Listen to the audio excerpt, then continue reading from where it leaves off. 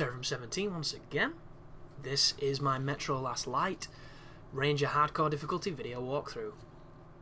This is chapter 13, it's entitled Bandits, and this is the longest level in the game. So there's a lot of stuff to do here, and if you're going for the achievement for not killing anybody, it can take time, because you need to know your stealth mechanic quite well at this point, because you're going to be coming across quite crowded installations of dudes which are very cluttered, very claustrophobic, and one mistake can mean a checkpoint retry on some of them, but it's not too bad. I didn't have too much issue with this area, and it's a good opportunity to get some karma points and to get a lot of ammo and supplies. So it begins with these dudes. You're going to be talking to this little caravan of people who are making their way through the metro.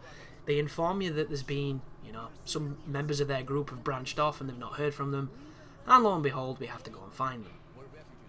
And judging by the name of this section tells you what we're going to run into. But for the most, you can refill everything you've got at the shop. So if you're running low on any ammo, you might as well use it, because I don't use the military grade ammo at all in the guide, except for in the bear boss, and if I'm completely honest, folks, it doesn't make a fucking bit of difference. That bear takes a beating. It doesn't make any sense, but I'm going to talk about him later. So when we move down this train line, what will happen is you're going to hear somebody talk, or you're going to hear some dialogue or some conversation. You're going to see some lights, and it's going to tell you that there's dudes in this tunnel. And they're going to come with torches on their heads, but luckily enough, because they've got such a rigid pattern and path, they don't really look around that much, so you can be super, super cunning and get really close to them and knock them out at a distance that on other games, especially on the hardest difficulty, that you just wouldn't be able to do.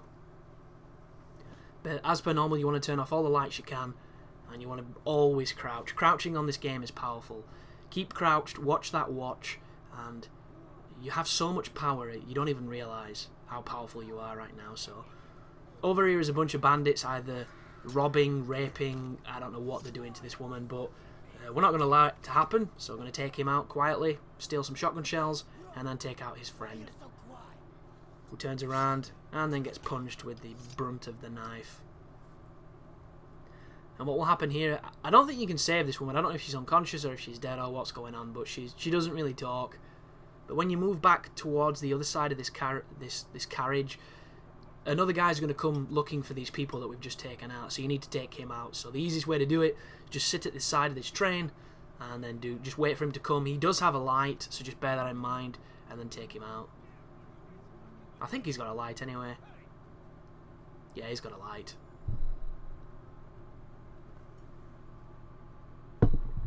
But do you have any aspirations to go to a Russian place to see Russia? I'd love to go to Russia.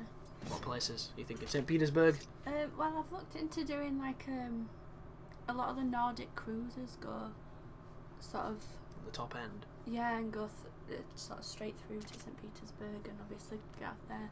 And I think out of all the stops, you spend more time stopped at St. Petersburg, so you can go see more of Russia. But I think it depends on what restrictions there are on. So you don't want to go on one of those Siberian rail journeys from one side of the barren tundra to the other. I suppose it's kind of nice to be able to see such a huge country in one go, but I kind of don't like trains that much. You're not a ferroequinologist. No, so it's, I mean, obviously dependent on the kind of train, and maybe it's different, when you've got a sleeper cabin and you can... Well, I bet on a journey like that, it's much more it'll be much more comfortable, yeah. It's not these cattle trucks that we have. But yeah, I'd love to see Russia. I'd love to see a lot of places. But I think for us, Russia's one of the places that is really different to what I think you even expect. Oh yeah. I don't think... Like, bears drive cars. It's so different.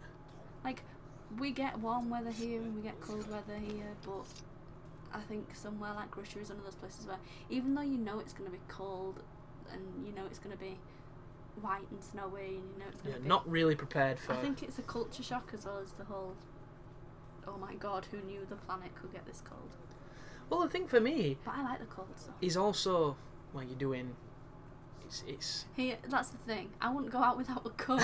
you I know, like being super wrapped up. I like having like 6 layers on, and you like being inside when it's cold, so you can look outside and be, that's really cold, and I'm not in it. I'm in here with the fire and the whale oil and all that good stuff. But then it's really funny.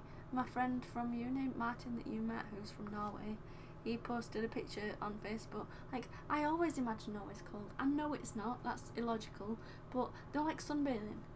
Super hot. Does it get cold though? Because it's next to Sweden, man. It's up. It's the fjords. It's got to be. It's one of them kind of places where it's snowy a lot and stuff. There's a reason why when you're born in those places you can grow a fantastic beard, because your face needs to live. It needs this blanket of manliness to get on with life.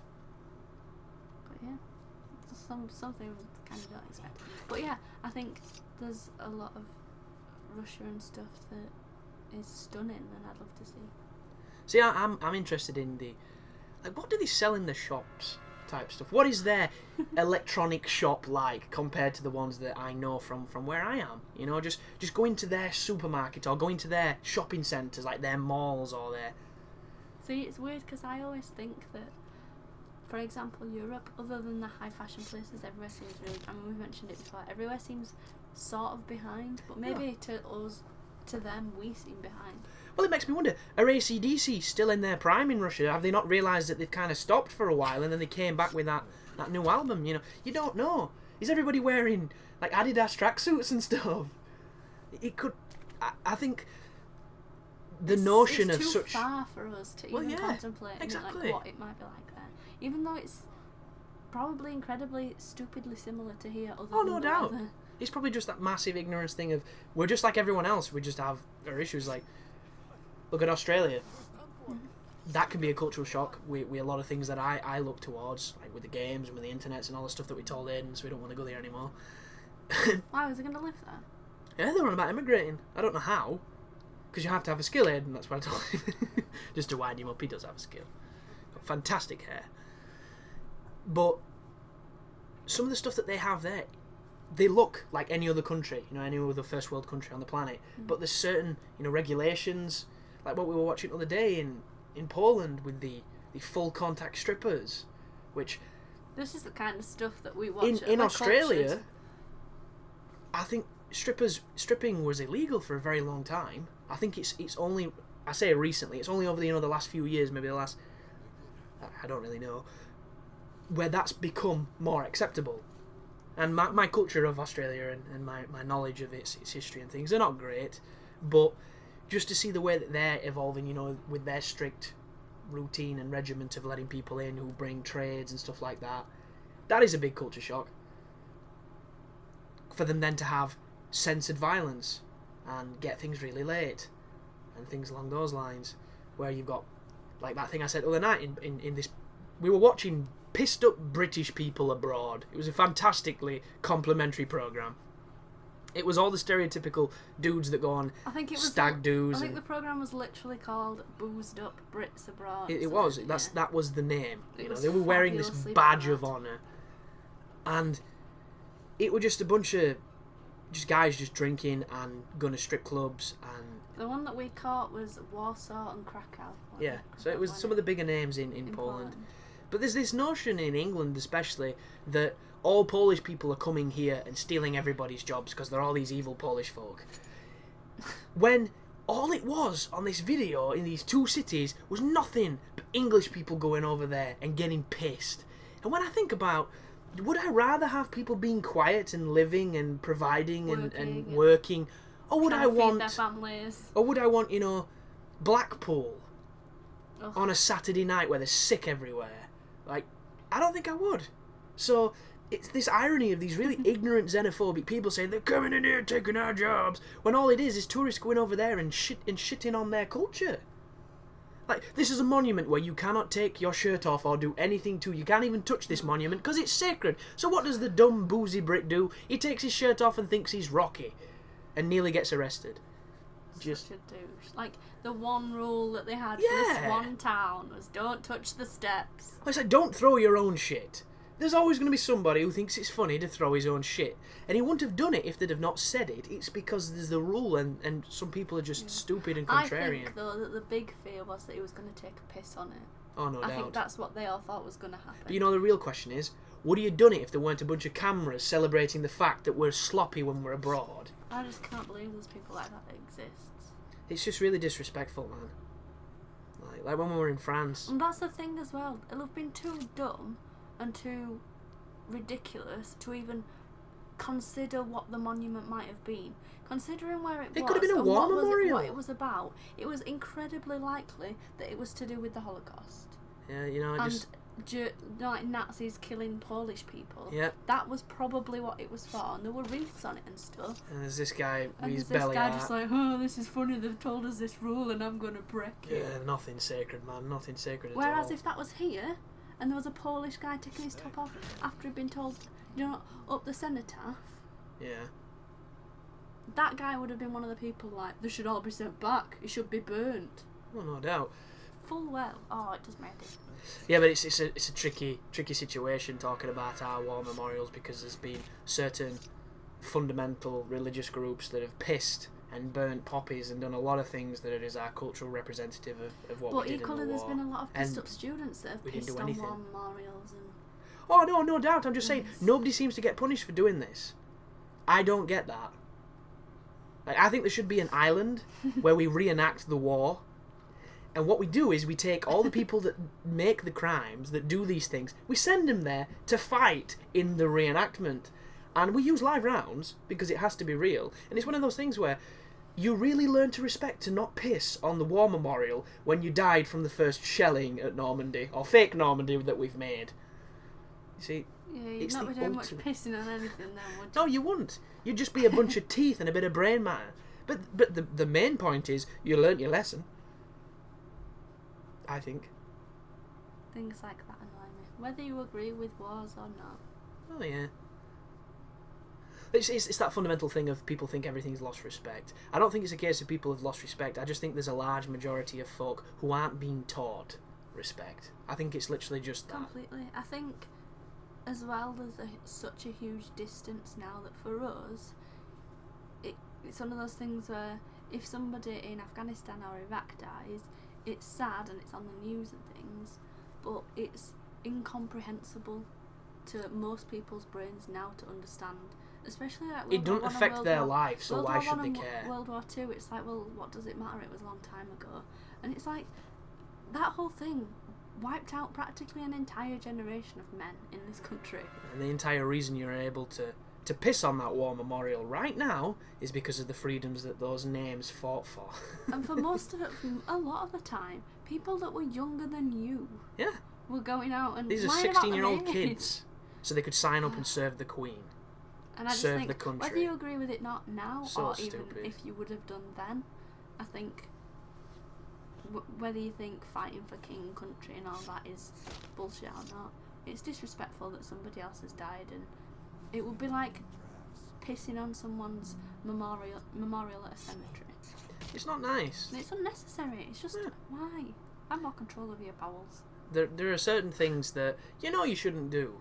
Like, don't get me wrong, I'm no fan of idols or idolatry or anything along those lines, but I do believe in certain things that have a significance, and they have a significance because they mean something. And I'm not saying, flags that mean something, things like that, because you can give anything meaning, but this, especially when it's a grave. That's the one thing that I kind of don't understand. This whole, I think it's less here than it is in maybe say America, but I think the whole flag thing doesn't bother me as much. The thing that gets me with the flags is, do you think they're kind of compensating in America? Because before there was the unified flag, there was two very different flags that were waved.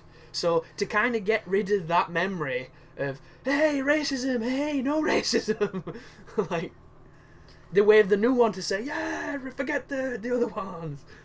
Or do you just... I think that's the majority of American culture, though. Just You think so? Let's stomp down on all the other bad stuff that's ever happened, and look at the flag. Yeah. Look at the pretty song she's singing at the football ground. American Gladiators. Yeah, I think most of it's just... I'm not too sure. And I've never been, so... Wait, I was reading something the other day. I can't remember which World War it was, but I'm sure it was one of the World Wars. Possibly World War Two. There were more native... There was 100 million Native Americans massacred. And it never, like... That's bad. How do we not learn about, like...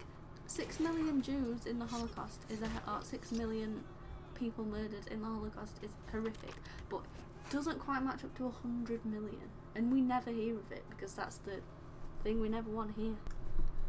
So I'm just going to have to interrupt you there, my lovely. At this point here, you will have noticed that I did get spotted by the guy on this area. The last time I came through here, I had no issue on this area whatsoever. So it's just one of those things where, depending on the positioning of the guards, will depend on how unlucky you get. And if he doesn't see you, you'll have no issue here. He saw me, I still don't have any issue here. It's just one of those things where, if you're going for the achievement for no alarms on this level, you will have failed it just then, so you might want to restart. But because I'm only going for no kills, I'm pretty much safe, because it was only one guy, and there was no real repercussions, and I already have the achievement. So I just thought I'd put that in there, folks, for the people wondering what just happened. But back to what you were saying. I like how you can just see them like sneak. They're just the guns poking out as they watch them walk past. Yeah, it's just one of those things. It's a canned animation when you knock them out, so you can just abuse that and chain them. And it's one of those things where, because you've not seen me get hit so much or really, get into much combat, you haven't seen the damage that some folk do. Like the guns do, the monsters do. You can die really fast on Ranger Hardcore, but the healing is... It's not too clear sometimes of how damaged you are, and it's only when you get too swiped by those, those dirty bastards that were jumping on his car on that other video, until you realise how fragile this difficulty can be. Try not to fall off. Yeah. But just keep on moving forward. There's a choice coming up here whether to save the kidnapped, I think it's women and children, or not save them. You will get a karma point for doing it. What did you do? I wasn't doing it. I wanted to get through the game as fast as I could. So I'm going to ignore them on this So you playthrough. let the kiddies and the ladies die? Well, no, because you don't know that that's the outcome. All you know is that they're with bandits, and it never ends well. So, who knows what happened to them? Maybe they took them on and made them the best bandits ever. Or maybe they just gang fucked them and then killed them and then ate them. I don't know. I was going to quote that thing then, but I forgot what the words are. That's not a good quote. The only thing necessary for evil to succeed is for It's good for men good men to do nothing. See, you just did nothing. I didn't do nothing. You did I told someone, and someone's going to hear this, and then they can go and save him for me. Okay. So, altruistically, I did good. I was thinking about my fellow human beings. This bit here, there's two guys with torches. Once again, though, the vision cone is very limited, even on this difficulty, so exploit that and knock the first guy out, then knock out his buddy. I like quotes. I do too, which is why I want to read more literature. I want to read more prose, more good things, so that I can... I was just thinking, I spent a long time, we went to a friend's wedding party recently, and I wanted to, they're both very literary, they're both English teachers, and I wanted to have some sort of literary romance quote on the card somewhere, and I spent a long time looking through stuff, and it ended up going further away from romance until I was like, why am I doing this again? But I really enjoyed it. Friedrich Nietzsche's The Death of God. The I Uda Basta. I like reading stuff, you know, where you're just like, this is so cool, and it's so underappreciated. Why can't I write like this? Well, one thing that I got William onto, Blake, you wanker, is too good. Some of it's really cheesy, but I can't help but love it. Dr. Zeus. Yeah. I mean, say what you want about Dr. Zeus being for kids. The guy guy's a wordsmith. Guy is a wordsmith. I mean, he's not my favourite stuff because I'm more into like the metaphysics and some of the darker stuff, but he's still good. It's very philosophical, considering it's supposed to be aimed at kids. Well, that's the beauty, isn't it, of good kid stuff. Look at the Disneys, look at the Pixars. On the surface, it's this childish thing that appeals to children, but then you read a little bit further to some of the jokes, some of the gags, some of the visual references, much more mature. If you can appeal to a wide demographic of people, you are both a skillful storyteller and significantly better than anything that's just, the fucking Teletubbies or Scarface. You know, it's sides so of the much spectrum. more difficult to compose something that has that kind of appeal. You know, when you go back and you watch your Disney films and there are metaphors for masturbation and various things, and you're thinking, Jesus Christ, this is How great. did we miss this? Because all those kids are singing it, when really it's just just one big elaborate jack-off session. Well, that's the thing. Me and my sister were watching Willy Wonka and the Chocolate Factory the other day. Proper one. Gene And Wilder. Star. Yes, the only one. They've made another one. I don't care your opinion on Johnny Depp. It is not. It's not right. The amount of stuff that's in Willy Wonka, do you know, where he's quoting things and like philosophy and just odd stuff, and it seems just to be his slightly weird character, and then you realise that most of it was ad-libbed by Gene Wilder, that was just like quotes from his favourite books and films and things. Wow, that's cool. So that door just then is where the hostages are if you're interested in it, but like I said, I'm not interested in it. No, but stuff like that's cool. The fact that he felt like he knew the character so well that he could ad-lib that kind of stuff, and it made the film, because it makes him that little bit more eccentric. Like the roly-poly at the start. Love the roly-poly. It's, well, I mean, considering where it came from, Gene Wilder, he did really well. Did a lot of good films. You're a funny guy. Willy Wonka and the Chocolate Factory is like one of my favourite childhood films. I didn't like it so much when I was a kid. I don't know. Just one really overexcited man surrounded by children. It just didn't do it for me. Then again, I really liked Robin Hood with the foxes. So I need to just because to show how much my views were skewed. But the generation of films that I watched when I was younger is different to the ones that you watched, because I had, I was a boy for starters, so I just wanted to watch Arnie and Die Hards and things when I wasn't allowed to, which made them even more delicious. Because you had no context, you just like watching people shoot stuff and get angry. Which is why I can now comfortably say films like Navy SEALs are good, even though I know if I watch them again, they're not good. I just remember how much I enjoyed them when I was small. And that observation hurts Aidan so much, it's so good. Because he cannot bear to say that film is any good, because he watched it like 2 years ago, not when he was a child. So this bit's interesting. There is a ton of those animals that are going to be attacking us in a moment, because we're going to ring an engine or ring a bell that's going to make a dude on a boat come and pick us up. And you have to survive. So there's probably some interesting and elaborate ways to sit and hide, to funnel them towards you and not have too much of an issue. I just sit where I ring the bell. I put my back to the water, I put my shotgun on, and I just kill whatever comes in front of me. And it does work, half decently. I didn't have any trouble, I didn't have any retries, I don't think. It doesn't stick out in my memory as being a section that you're probably going to struggle with. So yeah, pretty simple. I like this game. I do. It's a good game. I like it too. From what I've seen of it, which isn't very much, but I like what I've seen. Yeah, I think it's one of those that would be fun for you to watch. I don't know if you'd have that much fun playing it, but I think the adventure and the mystery of it, that's something you'd enjoy. Because there's a lot of intrigue, there's a lot of fiction that they craft around this world. It seems like a good story. Yeah, there's some good characters. Well, it's based off a Russian book. I mean, this one lesser so, because this is kind of their own thing. But it's based off a novel called Metro 2033. See, it makes me want to read more. I need to read more. Well, it should be like reading German books. Get all up on the cultured reading. But you've got time now. You're not doing reading? Are you not reading so much? At the minute, I'm reading like crap girl books because I've not had a chance to Well, do you say you want to do more reading, but you're doing plenty of reading. It's just the wrong kind. As terrible as it seems, I was like, I need to read some more classics. I've not read many classics, and I've tried Pride and Prejudice, and for the life of me, I can't get into it. No, if you're gonna read classics, you read the real classics. Get some Lovecraft. Go old school with it. That's what I was doing. Get some. And that's the thing. I know it's not necessarily Get some Socrates. the style of it, but every time I pick it up, I'm just like, I've forgotten who most of these people are.